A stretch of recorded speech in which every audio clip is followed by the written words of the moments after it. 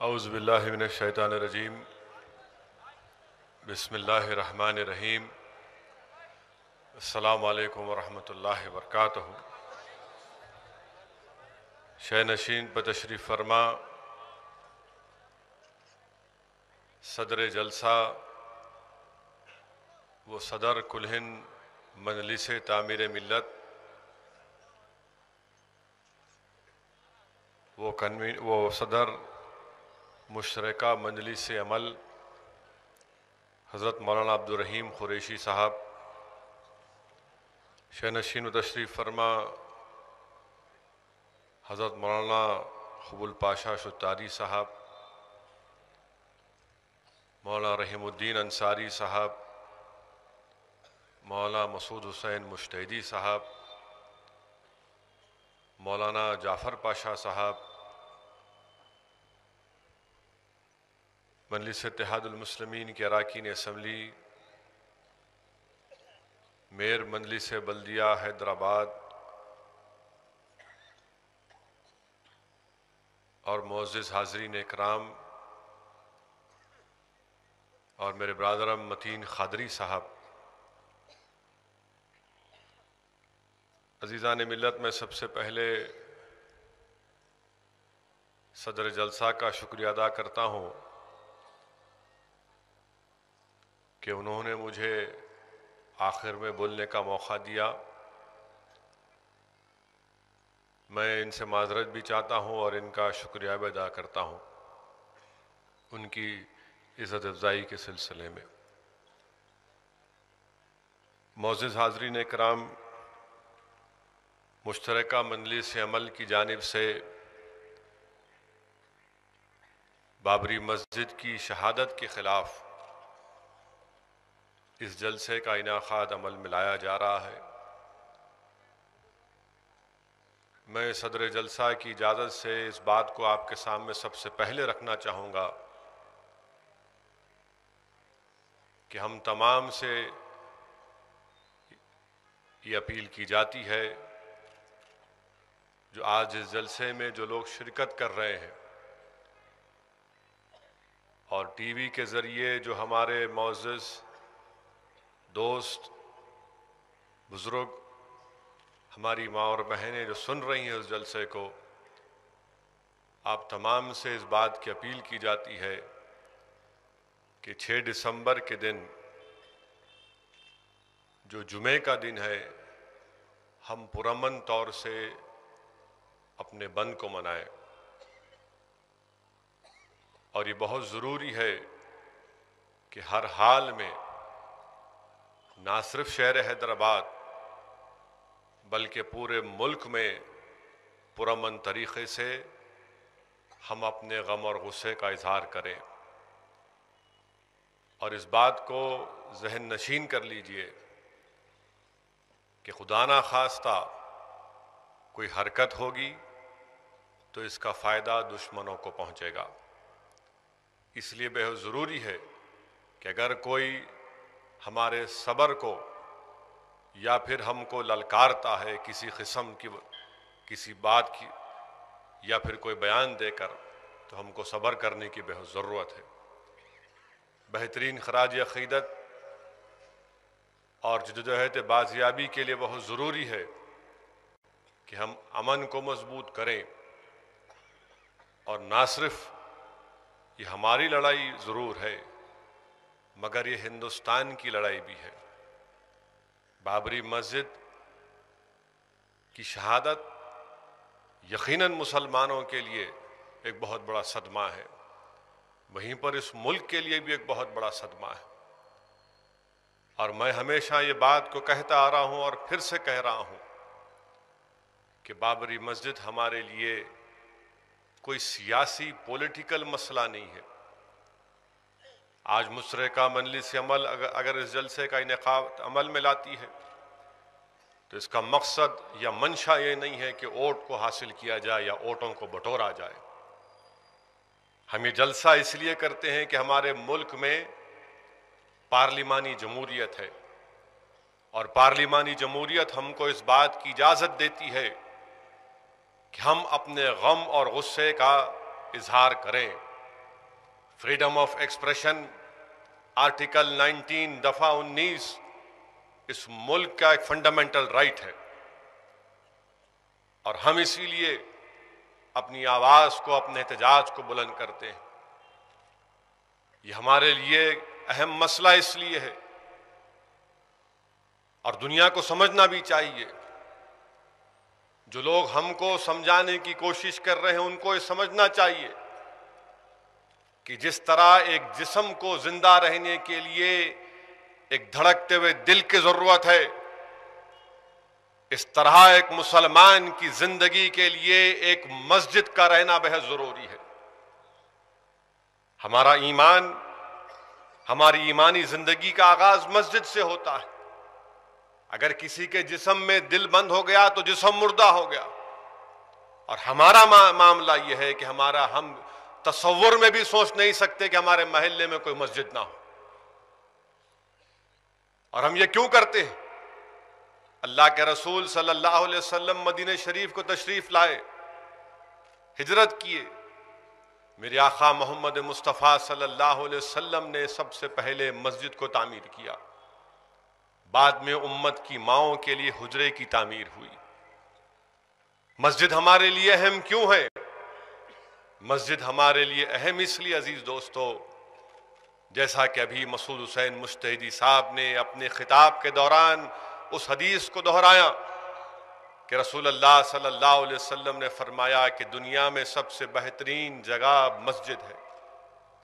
अल्लाह के रसूल सल्लल्लाहु अलैहि वसल्लम ने फरमाया कि अगर तुम वजू करके मस्जिद की तरफ जाते हो फर्ज नमाज अदा करने के लिए, तो रसूल अल्लाह सल्लल्लाहु अलैहि वसल्लम ने फरमाया कि तुम्हारे एक एक कदम पर तुम्हारे गुनाह माफ होते और तुम्हारे दर्जात को बुलंद किया जाता। हमारे लिए मस्जिद अहम इसलिए अजीजान मिल्लत कि रसूल अल्लाह सल्लल्लाहु अलैहि वसल्लम ने फरमाया कि जब तुम किसी मुसलमान को देखते हो कि मस्जिद को जाता है तो तुम उसकी ईमान की गवाही दो। रसूल अल्लाह सल्लल्लाहु अलैहि वसल्लम के इरशाद मुबारक के मुद्देनजर मस्जिद हमारे लिए अहम इसलिए है कि रसूल अल्लाह सल्लल्लाहु अलैहि वसल्लम ने फरमाया कि जो अंधेरों में मस्जिद में जाता है, जो अंधेरों में मस्जिद की तरफ जाता है, क़यामत के दिन उसको एक कामिल नूर दिया जाएगा। दुनिया को समझना चाहिए कि हमारे लिए मस्जिद अहम क्यों है। हमारे लिए मस्जिद अहम इसलिए अज़ीज़ान मिल्लत क्योंकि कुरान में सूरह तौबा की आयत 18वीं आयत जिसमें अल्लाह इरशाद फरमाता है, जिसका तर्जुमा उलमाए कराम ने इस तरह किया कि अल्लाह के घर को वही लोग आबाद करते। अल्लाह क्या फरमा रहा है कि मेरे घर को वही लोग आबाद करते जो अल्लाह पर और आखिरत पर ईमान लाते। फिर अल्लाह सुब्हानहू तआला कुरान करीम में इरशाद फरमाया और उलमाए कराम ने उसका तर्जुमा किया कि जो नमाज अदा करते, जो ज़कात अदा करते और अल्लाह के सिवा किसी से नहीं डरते, और यही लोग कामयाबी हासिल करने वाले। अभी जाफर पाशा ने अपनी तकरीर के दौरान और अकबर ने अपने खिताब के दौरान हम तमाम से अपील की कि अपने मस्जिदों को आबाद करो। यकीनन बाबरी मस्जिद को हासिल करना है, दोबारा इंशाअल्लाह ताला हम तामीर करेंगे और दुनिया की कोई ताकत हमको रोक नहीं सकेगी इंशाअल्लाह ताला। मगर मेरे अजीज दोस्तों, कुरान के इस ऐलान की रोशनी में कि अल्लाह के घर को वही लोग आबाद करते हैं जो अल्लाह पर और आखिरत पर कामिल यकीन रखते हैं, जो नमाज को अदा करते हैं, ज़कात देते हैं और आखिर में क्या, जो अल्लाह के सिवा किसी से नहीं डरते। अब आपको और हमको यह फैसला करना है कि कैसे मस्जिद की तामीर होगी, कैसे मस्जिदों को आबाद किया जाएगा। हम तमाम को मुहासिबा करना है, अपने गिरेबान में झांक कर देखना है कि क्या मैं आखिरत पर यकीन रखता हूं, क्या मैं नमाज अदा कर रहा हूं, क्या मैं ज़कात दे रहा हूं, क्या मैं अल्लाह के सिवा किसी से नहीं डरता। अजीजान मिल्लत, तल हकीकत बयान करूंगा कि हमको आखिरत पर भरोसा नहीं है। नमाज हम अदा नहीं करते, ज़कात हम अदा नहीं करते, अल्लाह से नहीं डरते, सबसे डरते। मेरे दोस्तों, मेरे भाई, ये बदलना पड़ेगा, इसको बदलना पड़ेगा। और रसूलुल्लाह सल्लल्लाहु अलैहि वसल्लम ने इरशाद फरमाया, जिसने मस्जिद से मोहब्बत की, अल्लाह उससे मोहब्बत करता है। तो मेरे अजीज दोस्तों, आज का ये जलसा जो आप तमाम ने, हम उलमाए कराम की, मशाइखीन की, सियासी कायदीन की बसरत फरोज खिताब को सुना, जब यहां से जलसा खत्म होगा तो यहां पर सिर्फ वलवला अंगेज खिताब करके तुम्हारी दाद हासिल करने हमारा मकसद नहीं है। याद रखो, यहां पर जो कोई भी आया है और जो कोई भी खिताब किया है, हमारा मकसद यही है कि आपकी और हमारी जिंदगी में एक इनकलाब पैदा हो। आज ही से शुरू करो कि कल सुबह फजर की नमाज पढ़ूंगा, फजर की नमाज पढ़ूंगा, कोई नमाज नहीं छोड़ूंगा। अजीजान मिल्लत, ये कदम उठाना पड़ेगा। और अजीज दोस्तों, मस्जिद हमारे लिए अहम इसलिए है, मुझे आज यहां पर मौलाना हमीदुद्दीन आकिल स्वामी रहमतुल्लाह अलैह याद आ रहे हैं। मौलाना की वो तकरीर का एक जुमला याद आ रहा है मुझे। शायद रहीमुद्दीन अंसारी साहब मेरी इस गलती को माफ कर देंगे अगर मैं गलत कह रहा हूं। बाबरी मस्जिद के जलसे में जो जफर शाह ग्राउंड में हुआ था, मौलाना ने कहा था कि एक कोई वाकया सुनाते हैं। मौलाना ने कहा था कि किसी बादशाह ने अपनी बीवी से नाराज होकर गुस्से के आलम में कहा कि तुम कल सुबह तक मेरी रियासत में अगर रहोगी तो मैं तुमको तलाक दूंगा, तुम मेरी रियासत से निकल जाना। उस बादशाह की बहुत बड़ी रियासत थी, बहुत बड़ी हुक्मरानी थी। वो परेशान हो गई कि अगर मैं नहीं निकलूंगी और उसके हुदूद में रहूंगी तो तलाक दे देगा। मशवरा किया तो किसी एक आलिम दीन ने कहा कि तुम मस्जिद में चले जाओ, वहां तुम्हारे शौहर की, तुम्हारे बादशाह की हुकूमत नहीं चलती, वो अल्लाह का घर है। इसीलिए मस्जिद हमारे लिए है अजीज दोस्तों, इसीलिए मस्जिद हमारे लिए अहम है। दूसरी बात जो अभी सदर जलसा ने अपनी तकरीर में बताई, यकीनन ये बात हक है कि हिंदुस्तान के मुसलमानों को इंसाफ नहीं मिला, ना कोर्ट ने किया ना पुलिस ने किया। जिस जगह पर हमने 400 साल नमाज अदा की, 23 और 24 दिसंबर 49-39 की रात में चोरों की तरह उस FIR का जिक्र किया हम सदर जलसा ने। चोरों की तरह FIR में लिखा गया कि खुफल तोड़कर, दीवार कूदकर मस्जिद के अंदर जाकर मूर्तियां रखी गईं और मस्जिद के अंदरूनी और बाहरी हिस्से पर राम और सीता लिख दिया गया। FIR का जिक्र किया सदर जलसा ने। उस वक्त के कलेक्टर नैयर का रेडियो मैसेज है, टेलीग्राम है प्राइम मिनिस्टर को, चीफ मिनिस्टर GB पंत को, और उस टेलीग्राम में कलेक्टर कहता है कि 15 पुलिस वाले रात में मौजूद थे, उनकी मौजूदगी में कूदकर मूर्तियां रखी गईं। अरे पुलिस वालों, कम से कम अपना ड्रामा का सेटअप तो बदलो। जो 60 साल पहले तुमने एक्टिंग की, अब तक एक्टिंग चले आ रहे। तुम्हारी मौजूदगी में सब होता। क्या यह भी भड़काऊ भाषण है अकबर का? क्या हेट स्पीच है ये? नायर कलेक्टर लिख रहा है कि 15 पुलिस वालों की मौजूदगी में कूद के गए, मूर्तियां बिठाए, और हाईकोर्ट इसको नजरअंदाज कर दिया। एक ही बात हाईकोर्ट ने मानी, शर्मान साहब ने, अग्रवाल साहब ने और सिबगतुल्लाह साहब ने, वो ये मानी कि रात के अंधेरे में मूर्तियां रखी गई। एक ही बात हाई कोर्ट ने मानी, मगर जब आपने माना कि रात के अंधेरे मूर्तियां मिंबर रसूल पर रखी गई, तो फिर यह कैसा फैसला आ गया हमारे खिलाफ जज साहब? यह कैसा फैसला आ गया? हम हाई कोर्ट से सवाल करना चाहते हैं कि पोजीशन मेरा, और सिबगतुल्लाह जज साहब कहते हैं कि नहीं, अब जॉइंट पोजीशन। हिंदुस्तान का एविडेंस एक्ट जो है, सदर जलसा की इजाजत से कह रहा हूं कि सेक्शन 110 क्या कहता है कि पोजीशन अगर मेरा है, कब्जा मेरा है, और आप बोल रहे कि नहीं इसका कब्जा नहीं है, तो आपको बताना पड़ेगा कि मेरा कब्जा था या नहीं, मुझे नहीं बताना पड़ेगा। ये अजीबोगरीब दफा 110 एविडेंस एक्ट को तोड़कर पेश कर दिया गया।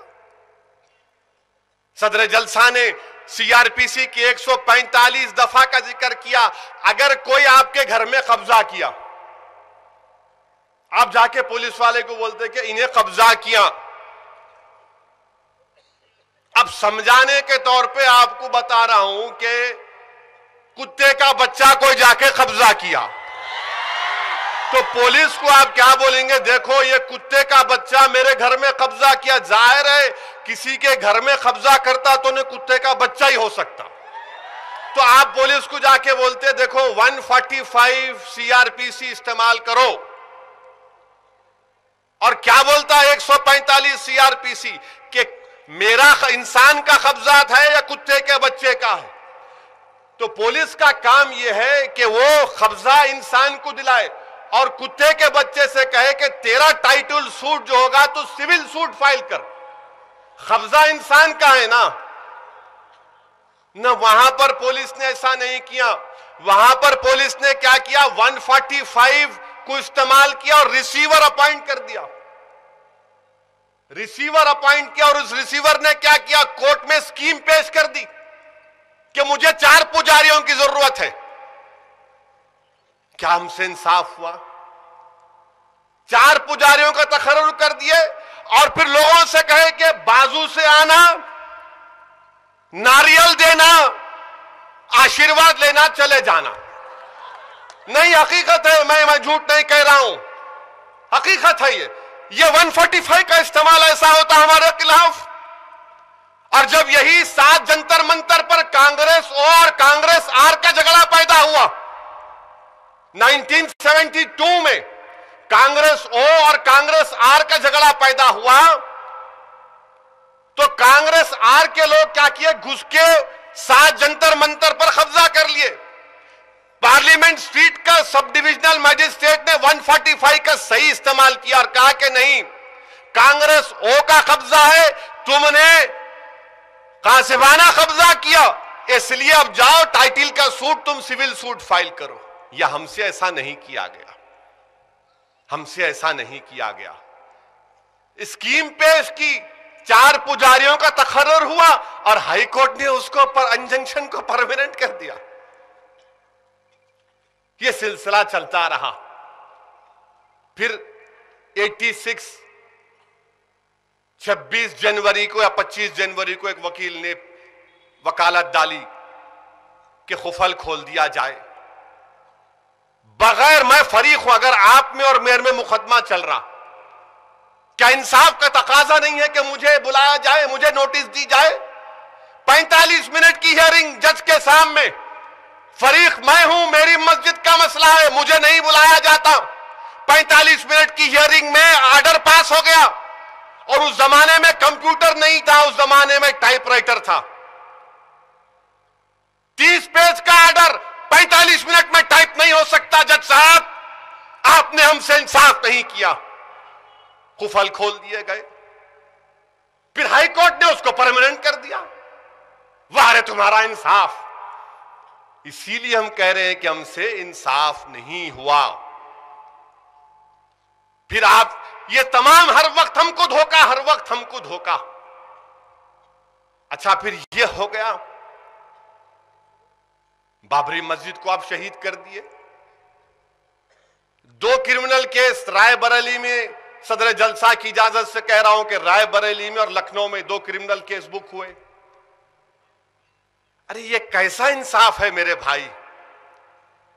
कि बंबई में बम ब्लास्ट हुआ, सबको सजा हो गई, सबको फांसी हो गई, लाइफ हो गई, वो एक्टर को सजा हो गई, वो एक औरत को सजा हो गई। अरे मेरे भाई, आखिर क्यों अडवाणी को बचा रहे आप? आखिर क्यों ये हमारा जुडिशियल सिस्टम विनय कटियार को क्यों बचा रहा है?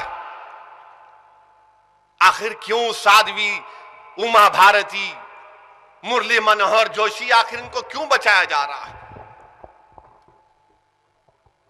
लखनऊ का, अच्छा उसमें आप देखिए, इसमें और एक धोखा हमसे। लखनऊ का सीबीआई को दिए। सीबीआई क्या किया? टेक्निकल ग्राउंड पे केस डिसमिस हो गया अडवाणी के खिलाफ। हाई कोर्ट में रायबरेली का, जिसमें शायद 23 या 30 एक्यूज थे। टेक्निकल ग्राउंड पे सीबीआई, हाई कोर्ट बोल दी नहीं, अडवाणी पे केस नहीं है। गुरु घंटाल पे केस नहीं है, जो फसाद की जड़ है उस पे केस नहीं है। मुस्लिम पर्सन लॉ ने एहतजाज किया, सुप्रीम कोर्ट में अपील डाले, अपील हियरिंग नहीं होती, सीबीआई हियरिंग नहीं करती। वारे सीबीआई, अपील हियर क्यों नहीं करते? अब 4 और 5 दिसंबर को है। मैं चैलेंज कर रहा हूं, क्या सीबीआई अडवाणी के खिलाफ मुकदमा चलाएगी? नहीं चलाएगी लखनऊ का। फिर आप रायबरेली का चल रहा है अभी। अरे भाई, कब खत्म होगा? हमारे खिलाफ मुकदमे आए तो चार्जशीट पड़ जाती। हेट स्पीच देने का मकसद क्या है? इन कुत्तों की तरह कूदते हमारे पे, वहां से, यहां से, इधर से। और ये जो मुकदमा चल रहा है इसका नहीं, रायबरेली लखनऊ का, क्या इन लोग मरने के बाद इंसाफ करेंगे या हमारे मरने के बाद भी केस चलता रहेगा? इसीलिए हम कह रहे हैं कि हमसे इंसाफ नहीं हुआ। मैं जुडिशरी से कह रहा हूं कि आपने हमसे इंसाफ नहीं किया। हम क्यों कहते हैं इंसाफ हमसे नहीं हुआ? कंटेम्प्ट पिटीशन कब पड़ा? बाबरी मस्जिद की शहादत के बाद पड़ा। आपको मालूम मेरे अजीज दोस्तों, 92 6 दिसंबर को शहादत हुई। आज तक सुप्रीम कोर्ट ने कंटेम्प्ट पिटीशन हियर नहीं किया। और एक जज साहब का भी किस्सा आया, गंगोली जज साहब कहते कोई औरत बच्ची के जो उनकी पोतरी की उम्र की थी, लाहौल बला हुआ। कंटेम्प्ट वो नहीं है, हमारा कंटेम्प्ट क्या होगा फिर? क्या supreme court contempt petition here करेगा? नहीं हियर करेगा। क्या सुप्रीम कोर्ट जो तुम्हारे ऑर्डर के खिलाफ तौहीन किया, क्या तुम उनको सजा दोगे? नहीं दोगे। एक रिटायर्ड आर्मी का chief VK Singh supreme court पर कंटेम्प्ट किया, मैंने उसको कंटेम्प्ट मारा, सुप्रीम कोर्ट ने उसको कटहरे में बुला लिया। अरे क्या हमसे जुल्म हुआ? क्या आप नहीं बुलाएंगे उनको? कंटेम्प्ट पिटीशन हियर नहीं हुआ। एक जज साहब थे, रिटायर हो गए, बहुत बड़े जज साहब थे, बड़ी अदालत के थे। दिल्ली में एक सेमिनार में मुलाकात हुई, मुझसे कहा आप लोगों में सब अच्छा है मगर ये रोको, जज्बात बहुत दिखाते। मैं बोला हो साहब, आपके सामने क्या करना, हमारे को कुछ भी नहीं आता, खाली जबान हमारे पास है, हमारे कहने जज्बा है, आप कहने सब है। नहीं नहीं नहीं, वैसा नहीं बोलो, जरा ऐसा है। मैं बोला जरा रहने दो साहब, यहां किसको शायरी कर रहे आप? या नीचे से ऊपर आए हम, ठोकरा खा के, मार मार के, मर मर के, जेलों को जाके तकालीफ उठा के आए। आप जब बड़ी कुर्सी पे बैठे थे तो कंटेम्प्ट पिटीशन क्यों हियर नहीं करे आप? जब क्या हुआ आपको? खामोश हो गए, खामोश हो गए, आज भी खामोश हैं। जब मुझे देखते तो नजर चुरा लेते, क्योंकि हम हक बयान करते ना, ये इनको पसंद नहीं आता। अजीजान मिल्लत, मैं तो समझता हूं कि अल्लाह का बड़ा करम है, इस हैदराबाद की सरजमीन में यकीनन औलिया अल्लाह की कुर्बानियां, अल्लाह का खास करम है कि यहां से जो निकलता उन्हें जो बोलना है बोलता बराबर। हमसे इंसाफ नहीं हुआ, कंटेम्प्ट पिटीशन आप हियर नहीं करें।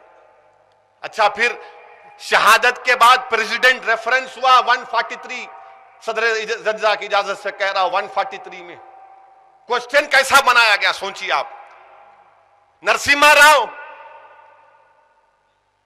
आपको मालूम होगा कि हैरत अंगेज इंकशाफ करने जा रहा हूं कि बीजेपी का पहला हिंदुस्तान का वजीर आजम वाजपेयी नहीं थे, गलती कर रहे हैं आप।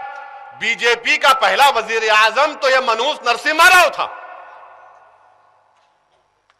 Narasimha Rao president reference, supreme court से सवाल करे, क्या सवाल कैसा कर रहे देखो आप।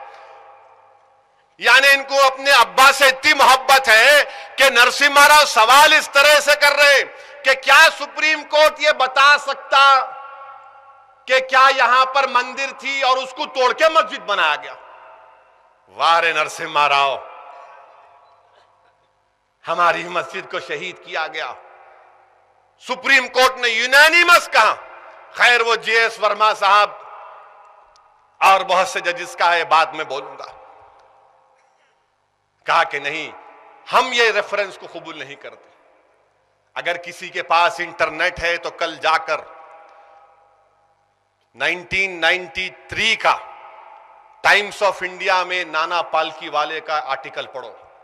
धज्जियां उड़ा दी नाना पालकीवाला ने, उस प्रेसिडेंट रेफरेंस की धज्जियां उड़ा दी और कहा कि कैसे कोई हुकूमत कोर्ट से पूछ सकती है कि तारीख के ऊपर फैसला करो। कोर्ट एविडेंस के ऊपर फैसला करती, फैक्ट के ऊपर करती, तारीख के ऊपर कोर्ट नहीं करती। सुप्रीम कोर्ट ने कहा कि हम नहीं कर सकते। यहां पर हाई कोर्ट ने क्या किया, उस रेफरेंस को भूल गए और एएसआई को दिया कि एक्सकवेशन कराओ। उस क्वेश्चन को उठाया कि क्या यहां पर मंदिर थी जिसको तोड़कर मस्जिद बनाई गई। यह बहुत बड़ी गलती जो इंशाअल्लाह ताला मुस्लिम पर्सनल लॉ बोर्ड इसको बताया है। आपको मालूम मेरे अजीज दोस्तों कि 33 विटनेस हमने पेश किए, जिसमें 11 गैर मुस्लिम थे।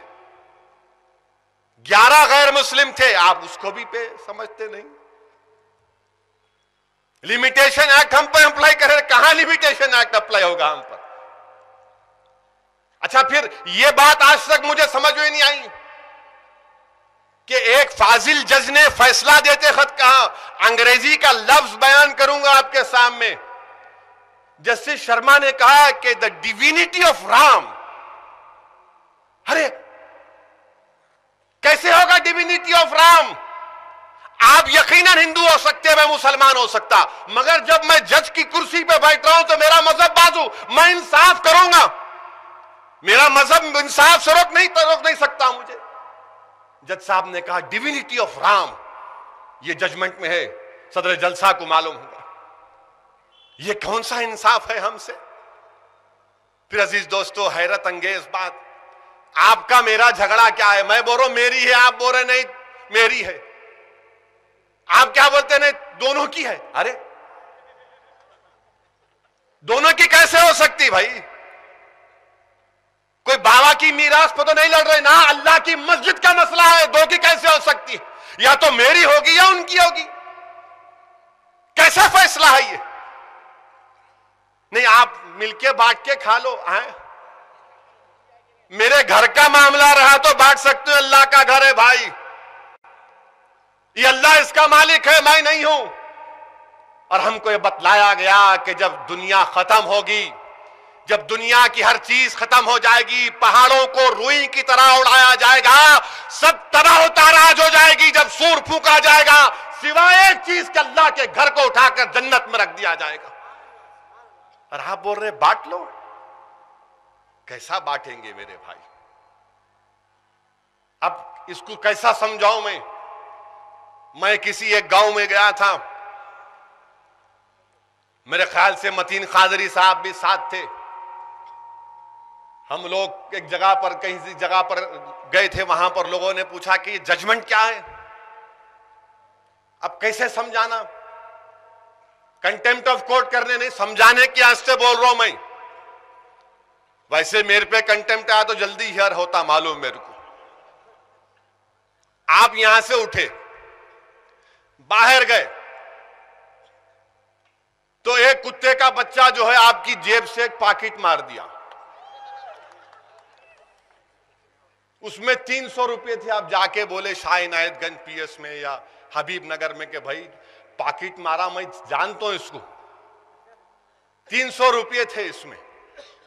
पुलिस एफआईआर इशू करती, बोलती कि हाँ हम ये देखे, इन्हों बोले सही है, सब लिखती पुलिस। पुलिस बोलती हो इन्हें एक चोर का भी ये चोर हो सकता। आजकल चोरा बहुत बड़े लीडरा बन रहे। बाद में पुलिस चोर को पकड़ती, आप बोलते हो इन्हें बाजू बैठा था मेरे बस में, इन्हें करा हूंगा। हो सही बोले आप, इन्हें था मेरे बाजू, इन्हें मार सकता। इन्हें उठ के गाने के बाद मेरी जेब में पॉकेट नहीं थी। तो इंस्पेक्टर साहब बोलते ठीक है ये आपकी पॉकेट, आप खुश हो गए। फिर इंस्पेक्टर साहब बोलते ये आपके 100 रुपये।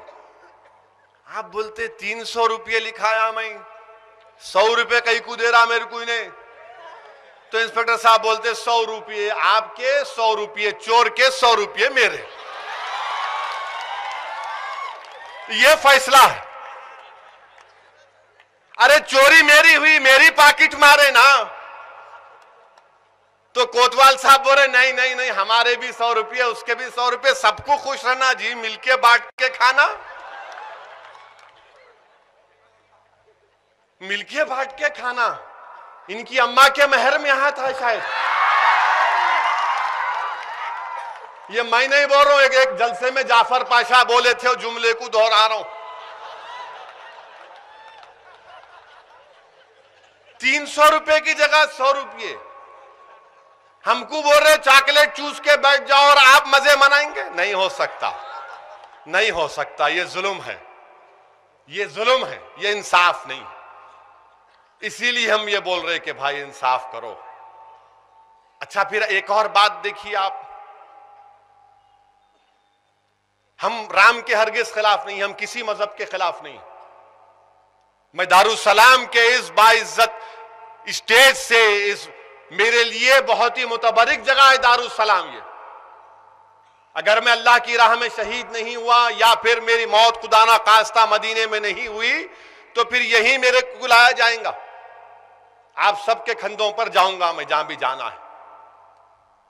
मैं यहां से बोल रहा हूं कि हम किसी के मजहब के खिलाफ नहीं है। मगर मेरे भाई मेरे को एक बात तो बता दो, ये मुल्क सेकुलरिज्म इसका इथॉस है, इसकी जान है, इस मुल्क की, हिंदुस्तान की जान, हिंदुस्तान की रूह सेकुलरिज्म है। और हमारे दस्तूर के प्रेम्बल में लिखा गया कि ये सेकुलर रिपब्लिक ये है। आज हिस्ट्री लिखने वाले क्या बोलते हैं कि अगर आपको तारीख लिखना है, मैं नहीं, हिस्ट्री लिखने वाले बोले कि बहुत से बहुत हम लोग जो है 70,000 साल दूर जा सकते। कितनी दूर जा सकते? 70,000 साल पहले। अब आपसे मैं पूछ रहा हूं, आपकी पैदाइश का वाकया कब का है? तो आप बोल रहे 14 लाख साल से भी बढ़ के। अबा 14 लाख साल पुराना वाकया। यानी अगर इस मजमे में कोई बोला कि मेरे को मेरे सगर दादा के सगर दादा, उनके सगर दादा के सगर दादा की नानी के दादा के मामू के बेटे का नाम मालूम होना तो इनके पास चले गए तो दे देते शायद इन्हों। अजीब गरीब इंसाफ है ये। जब मेरा कब्जा कोर्ट बोल रहा है तो फेद के ऊपर कैसा जजमेंट। याद रखो ये जलसा इसलिए बनाया जा रहा है, मुनक़द किया जा रहा है। मैं इस जलसे में बैठे हुए मेरे मुसलमान भाइयों से मुखातिब नहीं हूं, मैं हमारे सेकुलर जहन रखने वाले, हमारे दलित बैकवर्ड क्लास के भाइयों से भी मुखातिब हूं कि सुनो मेरी बात को। अगर तुम भी हमारे साथ शामिल नहीं होगे तो याद रखो फेद की बुनियाद पे सब खत्म कर दिया जाएगा। फेद की बुनियाद पर, मजहब की बुनियाद पर खत्म कर दिया रख दिया जाएगा। नहीं, जजेस ने कहा है ना कि फेद का मामला है, इनके अकीदे का मामला है। जब हमारा दस्तूर की दफा 25 ये कहती है कि सब मजहब अगर जिस किसी का कुछ हो सब बराबर है, इक्वालिटी बिफोर लॉ, यह 25 दफा 25 को तार तार कर दिए जज साहब। आप फेथ के नाम पे जजमेंट दे दिए? नहीं। और जो लोग उठ रहे हैं मुसलमानों की सफों से, अरे कि एक मस्जिद तो है ना, क्या है इतने मस्जिदा हैं, हल्लू हल्लू उठते बाज वक्त थोड़े थोड़े दिन को, एक मस्जिद है, कई को लड़ना, हमारे बहुत से मसाइल है, रोजगार का मसला है, रोटी का मसला है, रोजी का मसला है। अरे बेवकूफ, अगर तेरे बाप को कोई गाली दिया और अगर तू तेरे बाप के लुत्फे से पैदा हुआ तो तेरे जिस्म में तकलीफ होती नहीं होती। ये अल्लाह का घर है। क्या मैं मेरी चंद दिन की जिंदगी के लिए अपनी आखिरत को तबाह कर दूंगा? क्या मैं चंद पैसों के लिए अपना मुंह काला कर लूंगा?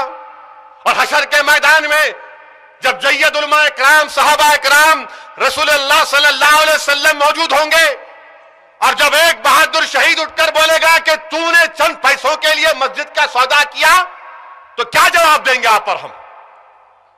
यकीनन रोजी की जरूरत है, यकीनन नौकरी की जरूरत है, यकीनन घर की जरूरत है, मगर मस्जिद अगर नहीं तो कुछ भी नहीं।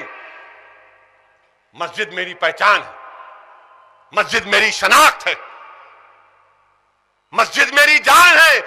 अगर इस जिस्म में दिल धड़कता है तो मस्जिद है। हमारे लिए वोट की सियासत हम नहीं करते। और बीजेपी का, अगर मैं आपको अब कह रहा हूं, कल इंटरनेट खोलो, इंटरनेट में विकीलीक्स देखो आप, विकीलीक्स में आपको मेरे बारे में भी मिलेगा, तो उसको पढ़ लो, अच्छा है पढ़ लो, सच है झूठ है बाद में बोलता हूं विकीलीक्स पे। मगर उसमें अरुण जेटली का एक बयान भी है। अरुण जेटली विकीलीक्स को क्या बोल रहे कि हमारा भी ये खान ये है कि उन्हें वहां पैदा नहीं हो सकते। बताइए आप। और किसको बोल रहे अरुण जेटली? अमेरिका के सफीर को बोल रहे, डैडी को बोल रहे, सुपर पावर को बोल रहे। और फिर सियाराम के नाम पर तुम वोट हासिल किए। ये कैसी तुम्हारी मोहब्बत है, ये कैसी तुम्हारी वाबस्तगी है। और फिर ये लोग, ये आरएसएस, बीजेपी, कभी एक जुमला बोलते, अटल बिहारी वाजपेयी 5 दिसंबर को सदर जलसा को याद होगा, लखनऊ में जलसा किया और कहा कि इस धरती को संताल होना पड़ेगा। एक केस ने बुक हुआ, भड़काऊ भाषण क्या हमारी किस्मत में है? क्या क्या नहीं किए थे? कैसा उमा भारती नाच रही थी, कूद रही थी, मिठाइयां खिला रही थी। उमा भारती को उछलने कूदने को देखकर मुरली मनोहर जोशी भी मसरत हो रहे थे। मां मस्जिद का मीनार गिर रहा था, ये नाच रहे थे। मस्जिद को तोड़ा जा रहा था, ये नाच रहे थे। अरे तुमने मस्जिद को शहीद नहीं किया, तुमने हिंदुस्तान की जड़ों को कमजोर कर दिया, तुमने हिंदुस्तान के सेक्युलरिज्म को कमजोर किया, तुमने हिंदुस्तान में हिंदू मुस्लिम इत्तेहाद को कमजोर करने की कोशिश की। और शहादत बाबरी मस्जिद महात्मा गांधी के कत्ल से बड़ा सानिया। अरे यही लोग मारे महात्मा गांधी को, यही लोग मारे महात्मा गांधी को। दिल्ली में 10 दिन पहले महात्मा गांधी के कत्ल से पहले एक राम फहलवा कुछ नाम था, वो बम फेंका, बम फेंक के बोला हो मैं मारने गया था और मैं सावरकर से मिलके आया था, बोला वो। 10 दिन का आपको टाइम था। सरदार पटेल, अब तो सरदार पटेल तो लो पुरुष ना, इनके लिए माई बाप इनके। मोदी भी बोल रहा सरदार पटेल, कांग्रेस भी बोल रही सरदार पटेल। अरे क्या सरदार पटेल महात्मा गांधी की जान बचाने में नाकाम कैसे साबित हुए? वो सरदार पटेल जिसकी नाक के नीचे सरजमीन दखन पर सुंदर लाल की रिपोर्ट ने कहा कि 1 लाख मुसलमानों का खून की ओली खेली गई, वो सरदार पटेल महात्मा गांधी की जान को नहीं बचा सके। और श्यामा प्रसाद मुखर्जी मारे गए तो शेख अब्दुल्ला जिम्मेदार।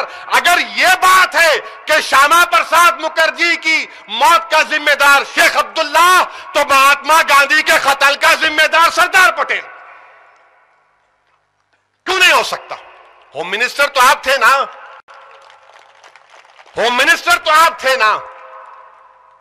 अच्छा, फिर सरदार पटेल की तारीफ करने वालों, अब्दुल गफूर नूरानी साहब का आर्टिकल फ्रंट लाइन में आया।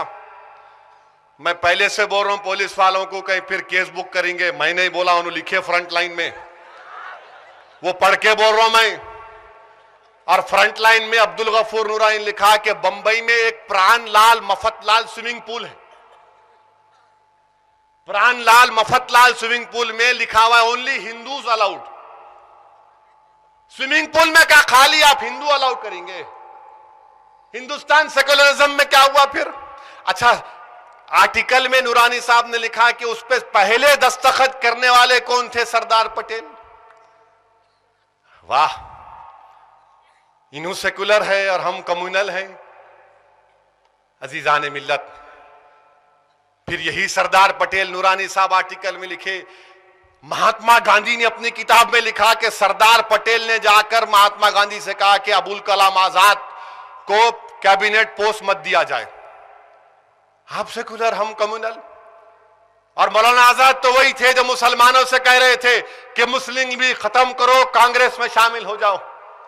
वही मौलाना ने जामा मस्जिद की सीढ़ियों पर खड़े होकर कहा था, मुसलमानों से खिताब करते हुए मौलाना ने कहा था कि तुम हिजरत के नाम पर, हिजरत के मुकद्दस नाम पर तुम फरार की जिंदगी गुजार रहे हो, मत जाओ पाकिस्तान को। यह महात्मा गांधी ने कहा पटेल के बारे में। ये जहनियत है इन लोगों की।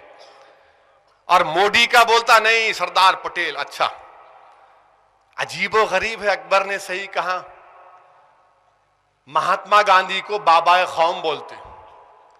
उनका पूरा नाम अगर आप एक सेकंड, थर्ड या फोर्थ क्लास के बच्चे से पूछे तो उन्हें बोलता गांधी जी। गांधी बोलता नहीं, पूरा नाम बोलो बेटा, तो उन्हें बोलता, क्या बोलता? MK गांधी। आप बोलते नहीं, MK क्या है? हमारे इनू मोजी क्या बोले? क्या बोले?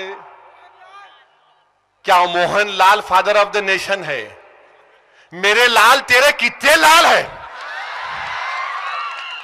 कहां गया तू? किधर किधर लाल रंग रंगलियां ललाया नहीं मालूम? मोहन लाल, मेरे मोहन, मेरे लाल, कितने लाल है तेरे? मोहन लाल गांधी। अरे तुम गुजरात के हैं ना प्यारे, पूरा नाम नहीं मालूम। हमको मालूम, इनको नहीं मालूम। अच्छा, ये नहीं मालूम, ये हो गया। अब इनू देखिए, बहुत बड़े इकोनॉमिस्ट नु, सोना आ रहा, सोने की कीमत बढ़ गई, सोना आ रहा जो मुल्क में, तो इनू क्या बोले? इससे इन्फ्लेशन हो रहा। अरे तेरे को कौन सिखाया भाई इकोनॉमिक्स? करंट अकाउंट डेफिसिट में इजाफा होता, इन्फ्लेशन से इसका कोई ताल्लुक नहीं है। अच्छा, ये हो गया। अच्छा, फिर आप दारुसलाम का नाम लेते कि आपको बहादुर यार जंग, अब्दुल वाहिद ओवैसी, सुल्तान सलाहुद्दीन ओवैसी। हैदराबाद का नाम लेंगे तो आप बोलेंगे हाँ कि मौलाना आकिल साहब बेहतरीन वाइज, बेहतरीन मुकर्रिर, जय्यद आलिम, अनवरुल्लाह शाह फारूकी, जामे निजामिया। और फिर सूफियों की बात आई तो हजरत यूसुफैन, बाबा शरफुद्दीन, ये बोलेंगे ना आप। यानी इन लोगों का ताल्लुक जड़ से है। संघ परिवार का जो जड़ है क्या है? श्यामा प्रसाद मुखर्जी, गुरु गोलवालकर, पंडित दीनदयाल उपाध्याय। इन्हों तकरीर करते हुए क्या बोल रहे? श्यामा प्रसाद शर्मा कहते। अरे तेरे कितने शर्मा है रे? कहां चले गया नहीं मालूम इन्हों। अब उसको पलटा के नहीं बोल सकता मैं। उन्हों लाल, इन्हों शर्मा। अरे तुमको अपने बानियों का नाम नहीं मालूम। तीसरी बात, आज जम्मू में गए।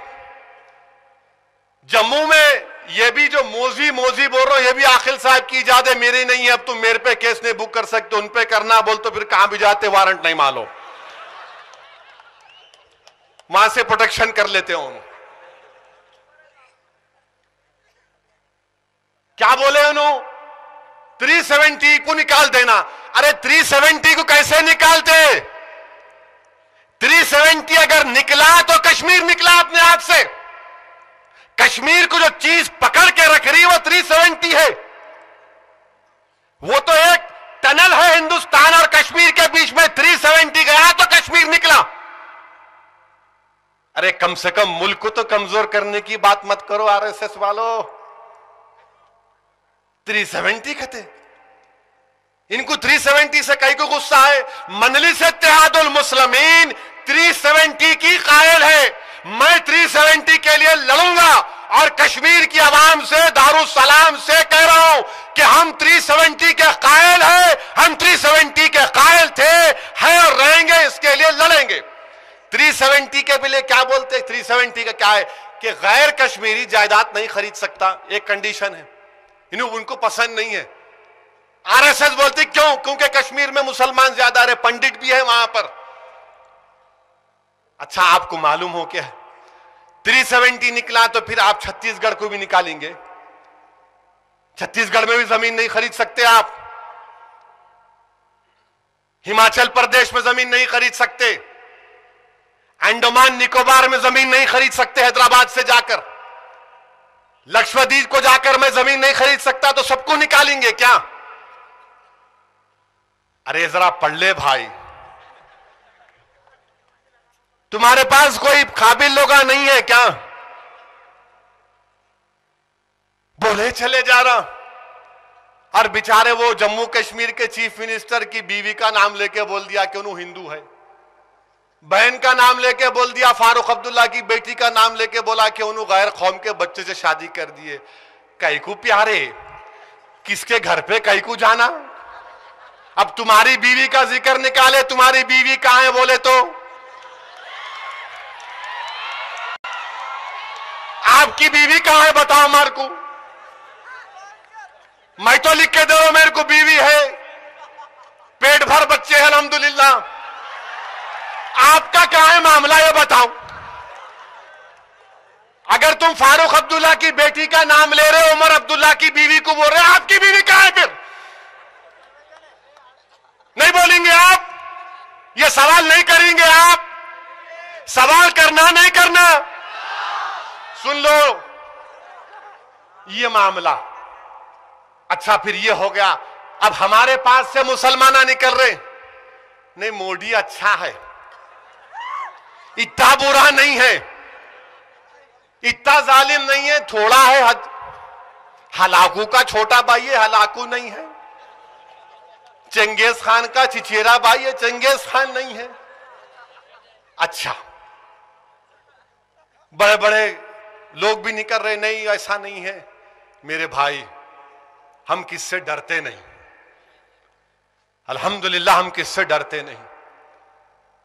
ना हम किससे डर के वोट देने वाले हैं, ना हम किससे मरूब होकर वोट देने वाले। हम तो हिंदुस्तान को मजबूत करने के लिए वोट देंगे। अब के बाद हमेशा वोट देती है, अब के भी देंगे, मगर हिंदुस्तान को बचाना है, सेकुलरिज्म को बचाना है। और कैसे शख्स से बचाने का है? मोदी साहब जरा ये तो बता दो, जरा ये तो बताइए, ये प्राणलाल साहब की बेटी का क्या मामला? नहीं, अब बोलना पड़ रहा, अब बोलना पड़ रहा। तुम हमारी बहन का नाम लिए, सारा का, उन्हें क्या कर लिया? उनकी जिम्मेदारी। जब तुम सारा का नाम लिए तो सोनीलाल का भी पूछना पड़ेगा। और आप देखो, आप बीजेपी वाले बोल रहे, उनका पप्पा बोला कि इसकी मेरी बेटी की हिफाजत करना। बच्ची क्या दूध पीती बच्ची थी? 31 साल की बच्ची, उसको पीछे तुम एटीएस लगाए। वो एटीएस जो दहशतगर्दों को रोकना, और आपका उसमें टेप नहीं आया, नहीं मालूम उन्हों है नहीं है, मोटा है छोटा है नहीं मालूम मेरे को। फोन पे बोल रहे, साहिब पूछ रहे कहां गए, साहिब पूछ रहे खाना खाए, साहिब पूछ रहे एयरपोर्ट गए, साहिब पूछे ट्रेन में बैठे, साहिब पूछ रहे करी पफ खाए। अरे ये साहिब बीबी गुलाम का किस्सा कब तक चलता रहेगा? कहां तक चलता रहेगा? ये ऐसा शख्स जो लोगों के कमरों में झांक रहा है, क्या ये वजीर आजम बनने का ख्वाब देख रहा? हिंदुस्तान के वजारत उस्मा एक अजीम ओहदा है, ऐसा शख्स उस ओहदे पर नहीं बैठ सकता जो लोगों के कमरों में झांकता हो। सोचो आप, टेप है, सुनो जाके, बहुत मजा आएगा। कभी टाइम पास करना है, रोड पे बैठ के सिगरेटा पीना, गीबत करना, ठीठी टाटा करना, वो मत करो। नमाज पढ़ो, वालिदैन की खिदमत करो, बीवी को खुश करो, बच्चों के हकूक दो। उसके बाद टाइम मिला तो जरा गुलेल.com जाके सुनो, मालूम हो जाएगा कि शख्स कैसा है, इसकी जहनियत कैसी है। ये इसकी जहनियत। बताइए, आपके एक चीफ मिनिस्टर अपनी एटीएस टेररिस्ट की फोर्स को लगा दिया। क्या बात है।